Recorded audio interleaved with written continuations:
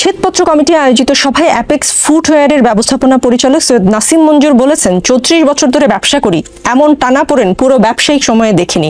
এই অবস্থা চলতে থাকলে বিনিয়োগ অন্য দেশে চলে যাবে। সেদিন এক টেলিভিশন টক শোতে এক্সক্লুসিভ ক্যান লিমিটেডের ম্যানেজিং ডিরেক্টর তিনি বলেছেন যে গাজীপুরে কত কত কারখানা বন্ধ হয়েছে, সেই বাস্তবতা কেউ সামনে আনছে না। গাজীপুরের রাস্তায় এখন সবজির চেয়ে নারীর শরীরের দাম কম। আপনি শুনেছেন কিনা সেই বক্তব্যটি। জুলাই আগস্টের ঐতিহাসিক গণ অভ্যুত্থানকে সমুন্নত রাখতে ৫ আগস্টেই আপনারা সংসদে নির্বাচন করতে পারেন, তাহলে জাতি আপনাদের স্মরণ রাখবে এবং দিবসটিকেও স্মরণীয় করে রাখতে পারবে। ৫ আগস্ট নির্বাচনের দিবস হিসেবে নির্ধারণ করাটা এক ধরনের নাটকীয়তা আছে, কিন্তু বাট বাস্তবতা আছে কিনা সেটা অবশ্য সরকার বুঝবে। একটা পলিটিক্যাল পার্টি হিসেবে যারা নাকি নির্বাচনে নিজেরাই অংশ নিতে চায় এবং তাদের বডি ল্যাঙ্গুয়েজে বলে তারা নির্বাচনে জিতবে, এই ধরনের একটা বিশ্বাসও তারা করে, সরকারও গঠন করতে চায়, এই ধরনের একটা চিন্তা আকাঙ্ক্ষা তাদের মধ্যে কাজ করে। কাজেই তারা একটা ডেট তো চাইতেই পারে এবং সেই ডেটটা যদি ৫ আগস্ট হয়, এটার মধ্যে এক ধরনের, ওই যে বললাম, এক ধরনের নাটকীয়তা আছে যে আমরা ওই দিবসটাকে মনে রাখতে চাই, অতএব ওই দিন হোক। কিন্তু বাস্তবতা সেরকম বলে কিনা এটা নিয়ে আমার একটু দ্বিধা আছে। আমি নিজে পার্সোনালি মনে করি যে এ বছরের মধ্যে নির্বাচন হওয়া সম্ভব, কিন্তু সেটা অগাস্টেই সম্ভব এটা আমার কাছে একটু কঠিন মনে হয়। কারণ আমি নিজে একটা হিসাব করে দেখেছি আর কি। আমার হিসাবটা এরকম যে হয়তো এই মাসটা লেগে যাবে সবগুলো সংস্কার কমিশনের রিপোর্ট পেতে, সবগুলো যদি নাও হয়, গোটা ৬ তো দরকার নির্বাচন আর সুষ্ঠুভাবে পরিচালনা করার জন্য। এবং সেটা নিয়ে আমার ওখানে এরপরে পলিটিক্যাল পার্টিগুলোর সঙ্গে তারা বসবে, সেখানে ২-৩ মাস লাগবে আমি মনে করি। ৩ মাস ধরেন আপনি, ৩ মাস ধরে ফেব্রুয়ারি, মার্চ, এপ্রিল, 3 মাস হলো। তো এপ্রিল মাস যদি হয়ে যায়, এপ্রিলে পরে মে, জুন, আগস্টে 3 মাসে হবে না। কারণ এর মধ্যে যদি আবার আপনার আমি নিজে যেটা চাই যে হলো আগে স্থানীয় সরকার নির্বাচনটা হোক, আমি এটা চাই। কারণ স্থানীয় সরকার নির্বাচনও এই একটা মানে অরাজনৈতিক সরকারের অধীনে হওয়াটা আমি পছন্দ করি।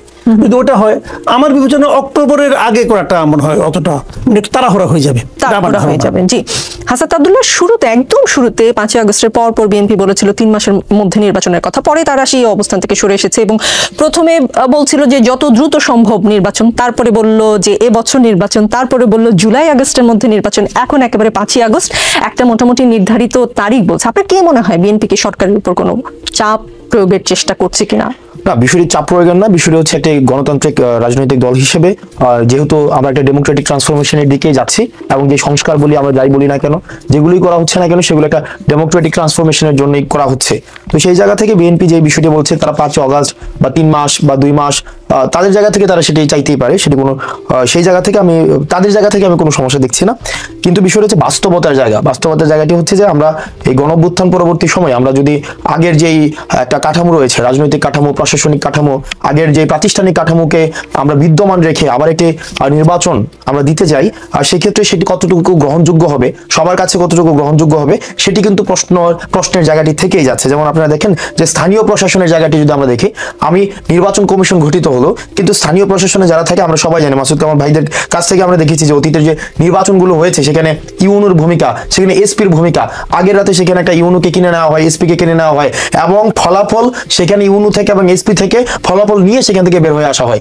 তো দেখেন আপনি যতক্ষণ না পর্যন্ত আপনার এই যে স্থানীয় প্রশাসনে একটা ট্রাস্ট বিল্ডিং এনশিওর করা যাচ্ছে, তাদেরকে আপনি একটা রিফরমেশনের মধ্যে দিয়ে নিয়ে যাচ্ছেন, ক্ষমতা কাঠামোর একটা কাঠামোগত একটা সংস্কার নিশ্চিত হচ্ছে, ততক্ষণ পর্যন্ত এই যে একটা গণতান্ত্রিক যে লড়াইয়ের মধ্যে দিয়ে গিয়েছে বিএনপি সহ অন্যান্য ফেসিবাদ বিরোধী যে রাজনৈতিক দলগুলো, তাদের কাছেও নির্বাচনটা কি ওই অর্থে অর্থবহ হবে কিনা সেটি কিন্তু প্রশ্নের জায়গাটি থেকেই যাচ্ছে। আর যেই বিষয়টি একটা বিষয় কি যে ভাই যেটি বলছেন, এই জায়গায় আমিও এই বিষয়ে একমত, বা আমরা আমাদের জায়গা থেকে কথা বলছি, সেটি হচ্ছে যে স্থানীয় যে প্রশাসনের যে নির্বাচন, যে লোকাল গভর্নমেন্টের যে ইলেকশনটা, সেই ইলেকশনটা যদি হয়ে যায়, তাহলে সেক্ষেত্রে যেটি হবে যে আমাদের সবসময় দেখা যায় একটি রাজনৈতিক যেই দলের অধীনে নির্বাচনের আমাদের কিন্তু খুব সুখস্মৃতি নেই। অতীতে যদি আমরা দেখি, অতীতে আমরা দেখেছি যে দলীয় প্রতীকে নির্বাচন হয়েছে, অতীতে দলীয় যে একটা প্রভাবের মধ্যে নির্বাচনগুলো হয়েছে, সেখানে আমরা দেখেছি স্থানীয় সরকারে কিন্তু স্বচ্ছতা নিশ্চিত হয়নি, অংশগ্রহণমূলক নির্বাচনগুলো হয়নি। সেক্ষেত্রে আমার মনে হয় এই স্থানীয় সরকার নির্বাচন দিয়ে তারপর হচ্ছে একটা নির্বাচন কেন্দ্রিক যে রিফরমেশন গুলো রয়েছে সেই রিফরমেশন গুলো করার পরে এবং হচ্ছে স্থানীয় এই যে প্রশাসনের কাঠামোগত সংস্কার করার মধ্য দিয়ে এবং ন্যূনতম যে জাস্টিস, আমরা যে জাস্টিসের জায়গাটি সেটাকে এনশিওর করে সেটাকে আমরা এই যে ডেমোক্রেটিক ট্রান্সফরমেশনের দিকে অবশ্যই আমরা যেতে পারি। তবে সেটা 5ই অগাস্ট আমার কাছে মনে হচ্ছে এটি খুব দ্রুততম সময়ে হয়ে যায়। এক্ষেত্রে প্রশ্ন আসতে পারে যে গভর্নমেন্টের, সেটা হয়তো ভিন্ন প্রসঙ্গ, সেটা পরবর্তীতে আলোচনায় আসবে। তবে 5ই অগাস্ট এটা খুবই কম সময়, সেটাকে আরো আলোচনা সাপেক্ষে বা আমরা আমাদের জায়গা থেকে এটা যতক্ষণ না পর্যন্ত এই জায়গাগুলোর একটি দৃশ্যমান, একটি সর্বজন গ্রহণযোগ্য একটি অবস্থা তৈরি হচ্ছে, আমার মনে হচ্ছে নির্বাচন ততক্ষণ পর্যন্ত সেটা একটা গ্রহণযোগ্য টাইম পর্যন্ত সেটাকে বৃদ্ধি করা যায়। জি, যে কারণে বিএনপি দ্রুত নির্বাচন চায় সেটার একটা কিছুটা আজকে সকালে সকাল বা দুপুরের দিকে আরেকটি আলোচনা সভা হয়েছে, সেখানে বিএনপি মহাসচিব মির্জা ফখরুল ইসলাম আলমগীর সাহেব কিছুটা দেওয়ার চেষ্টা করেছেন। তিনি বলেছেন অর্থনীতির অবস্থা ভালো না, যত দ্রুত নির্বাচন তত রাজনৈতিক অর্থনৈতিক সংকট মোকাবেলা সম্ভব। বলেছেন আগে সংস্কার পরে নির্বাচন, এটা খোঁড়া যুক্তি, নির্বাচন ছাড়া কোনো উদ্যোগী সফল হবে না। অর্থনীতির যে হাল সেটা কি আসলে বিএনপি শুধু টের পাচ্ছে, আপনারা পাচ্ছেন কিনা প্রশ্ন রইল। আমি আসছি আপনার কাছে, তার আগে মাসুদ কামাল একটু জানতে এবং বুঝতে চাই, সেন্টার ফর পলিসি ডায়ালগের সম্মানীয় ফেলো দেবপ্রিয় ভট্টাচার্য বলেছেন অন্তর্বর্তী সরকার প্রশাসনিক ও প্রাতিষ্ঠানিক সংস্কারে যতটা মনোযোগ দিচ্ছে অর্থনৈতিক ব্যবস্থাপনায় ততটা দিচ্ছে না। শ্বেতপত্র প্রণয়ন কমিটির প্রতিবেদন জমা হওয়ার 1.5 মাস পার হলেও সুপারিশ বাস্তবায়নে সরকার কিছুই করেনি। অবিবেচনাপ্রসূতভাবে ভ্যাট বাড়ানো হচ্ছে, বলেছেন প্রবৃদ্ধির হার ধীর হয়ে পড়ছে, আবার বেসরকারি খাতে বিনিয়োগ হচ্ছে না। এদিকে কর্মসংস্থানের ক্ষেত্রে সমস্যা রয়ে গেছে। সুষম অন্তর্ভুক্তিমূলক টেকসই অর্থনীতি গড়ে তুলতে যে ধরনের সংস্কার দরকার তার রূপরেখা দেখা গেল না। আপনার কি মনে হয় মাসুদ কামাল, যে সরকার কেন অর্থনৈতিক ব্যবস্থাপনায় মনোযোগ দিচ্ছে না এবং অর্থনীতিকে গতিশীল করতে, বা আমি যদি দেবপ্রিয় ভট্টাচার্যের কথাই বলি যে আর একটু সুদৃঢ় করার জন্য কি নির্বাচনটা জলদি হওয়া দরকার কিনা? দেবপ্রিয় ভট্টাচার্য যে কথাগুলো আপনি বললেন আমি এর সঙ্গে মোটামুটি একমত, মানে প্রায় সবই একমত। উনি ঠিকই বলেছেন, এটা 1.5 মাস হয়ে গেল, আপনার একটা শ্বেতপত্র প্রকাশ করতে বললেন, তারা খেটে খুটে করলো, আপনি এটা নিয়ে কিছু করলেন না তো।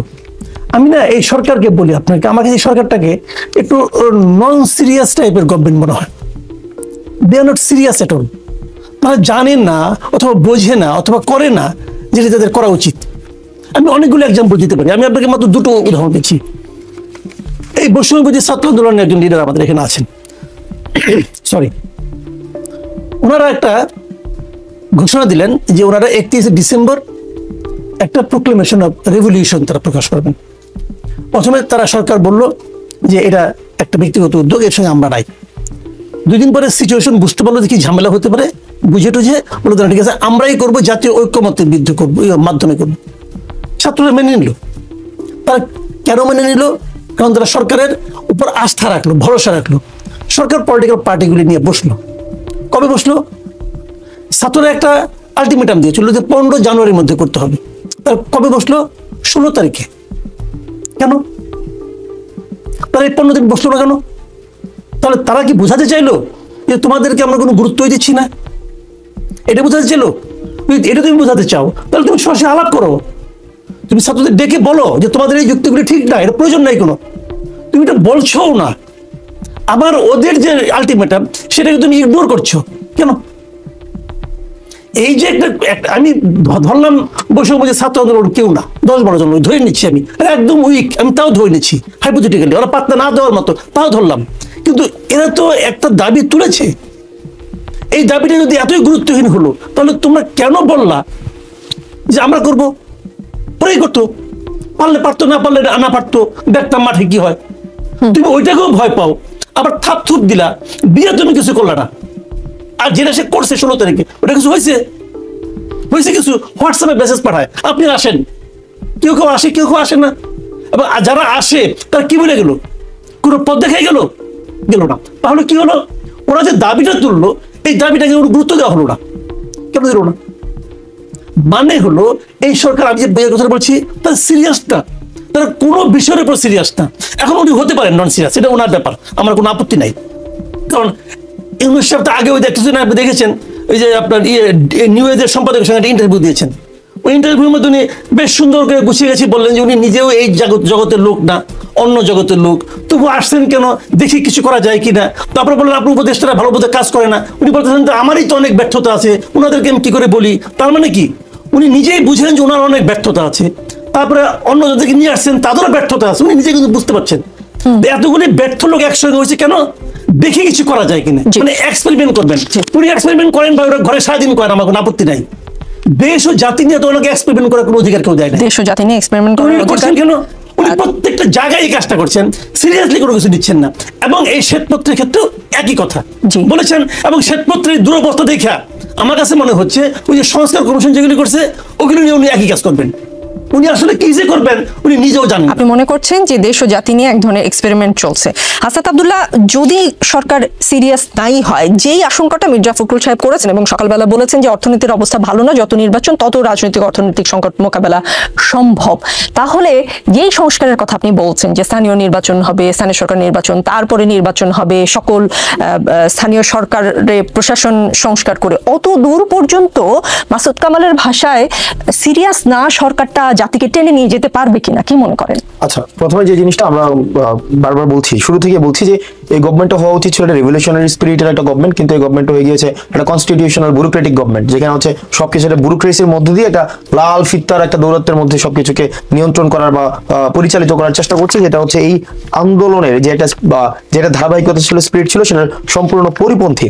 কিন্তু একই সাথে সাথে বিষয় দেখতে হবে যে আমরা ইতিহাসের যে প্রত্যেকটা পর্যায়ে সেক্ষেত্রে আমরা প্রতারিত হয়েছি। প্রত্যেকটি যে রাজনৈতিক দল যারা হচ্ছে ক্ষমতায় এসছে বিভিন্ন সময়ে, আমরা দেখেছি যে আমরা যে ধরনের যে ক্ষমতা পরিবর্তনের যে ধরনের একটা সুষ্ঠু একটা সেফ একটা ট্রান্সফরমেশন একটা মেথডস প্রয়োজন ছিল, আমরা দেখেছি প্রত্যেকটি রাজনৈতিক দল সেটি আমরা দিতে ব্যর্থ হয়েছে বলে কিন্তু আজকে 24 আমাদেরকে দেখতে হয়েছে। না হয় আমাদের আজকে 24-এর যে পটভূমি সেটি কিন্তু তৈরি হতো না।